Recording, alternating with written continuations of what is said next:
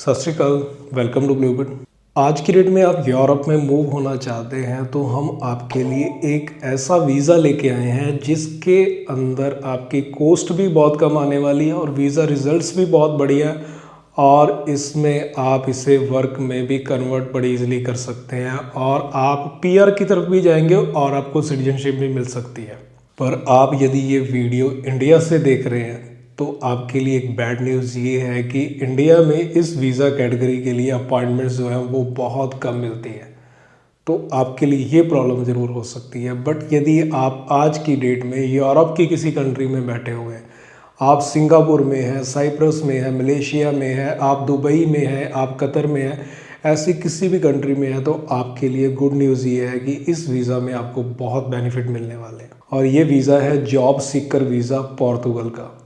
Means Portugal आपको एक opportunity देता है कि आप किसी भी कंट्री में रह रहे हैं तो आप जॉब सीकर वीज़ा के लिए अप्लाई कर सकते हैं। मीन्स आप पोर्तुगल आ सकते हैं जॉब ढूंढने के लिए। तो जब आप पोर्तुगल जाएंगे जॉब ढूंढने के लिए तो आपको 4 महीने का वीज़ा दिया जाएगा। 4 महीने के अंदर आपको जॉब ढूंढनी है और इन 4 महीने के अंदर यदि आपको जॉब मिल जाती है, इन 4 महीनों के अंदर यदि आपको जॉब मिल जाती है तो आप अपने जॉब सीकर वीज़ा को वर्क परमिट में कन्वर्ट करवा सकते हैं और आपको 2 साल का रेजिडेंस कार्ड जो है दे दिया जाता है। आपके पास कॉन्ट्रैक्ट 2 साल का होना चाहिए। 2 साल का कॉन्ट्रैक्ट बहुत ईजिली मिल जाता है तो उसे आप कन्वर्ट करा सकते हैं 2 साल के रेजिडेंस परमिट में। और यदि आप इस तरीके से 5 ईयर कंटिन्यू पोर्तुगल के अंदर रहते हैं तो परमानेंट रेजिडेंस के लिए अप्लाई कर सकते हैं और साथ में आप सिटीजनशिप के लिए अप्लाई कर सकते हैं। तो इससे बेस्ट अपॉर्चुनिटी आपको और कहीं भी देखने को नहीं मिलेगी। और इसमें जो डॉक्यूमेंट रिक्वायरमेंट है बहुत ही सिंपल है। आपके पास पासपोर्ट होना चाहिए, आपके पास आपका वर्क एक्सपीरियंस, आपके पास वर्क एक्सपीरियंस नहीं भी है तो भी कोई प्रॉब्लम नहीं है। आपने 12th पास की है तो भी कोई प्रॉब्लम नहीं है। आपने बैचलर की है, मास्टर की है तो बहुत अच्छी बात है। आपके पास एक्सपीरियंस 2-3 साल का है तो और भी बहुत अच्छी बात है। आपके पास ये डॉक्यूमेंट होंगे। आपको एक ट्रैवल इंश्योरेंस परचेज़ करना है, आपको एक ट्रैवल इंश्योरेंस परचेज़ करना है, आपको रिटर्न ए टिकट दिखानी है, आपको अपना स्टे दिखाना है और साथ में आपको फ़ंड्स दिखाने हैं। फ़ंड्स भी बहुत ज़्यादा नहीं दिखाने, सिर्फ 4 लाख की फंडिंग दिखानी है और एक आपको पुलिस क्लियरेंस सर्टिफिकेट लेना है। आप यदि इंडिया में हैं तो आपको पासपोर्ट ऑफिस से पुलिस क्लियरेंस सर्टिफिकेट लेना है और यदि आप अब्रॉड में किसी भी कंट्री से हैं तो आपको उस कंट्री से पुलिस क्लियरेंस सर्टिफिकेट लेना है। तो ये डॉक्यूमेंट जब आपके कंप्लीट हो जाते हैं तो उसके बाद आपको एक डिक्लेरेशन सर्टिफिकेट चाहिए पोर्तुगल से और उस डिक्लेरेशन सर्टिफिकेट के लिए हम आपकी हेल्प कर सकते हैं लेने में।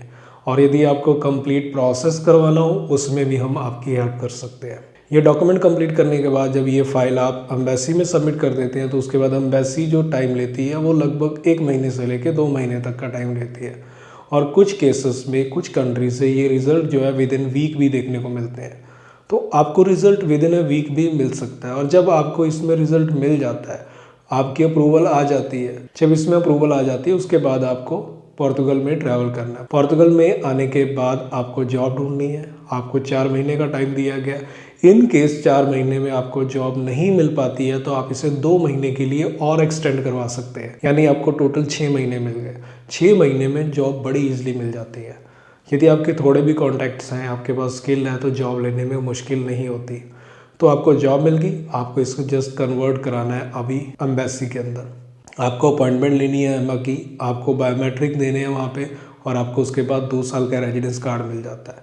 आपने बहुत सुना होगा कि जो पोर्तुगल में अपॉइंटमेंट्स नहीं मिलती, बट आप जॉब सीकर वीज़ा पे आते हैं तो कई बार आपके जो वीज़ा होता है उसके स्टिकर जो होगा उसके ऊपर ही आपको जो है अपॉइंटमेंट के लिए लिंक मिल जाएगा और आपकी अपॉइंटमेंट साथ में ही मिल जाएगी। मीन्स आपको यहाँ आके सिर्फ अपने बायोमेट्रिक देने हैं, उस डेट को जाके आपकी डेट भी फिक्स होगी।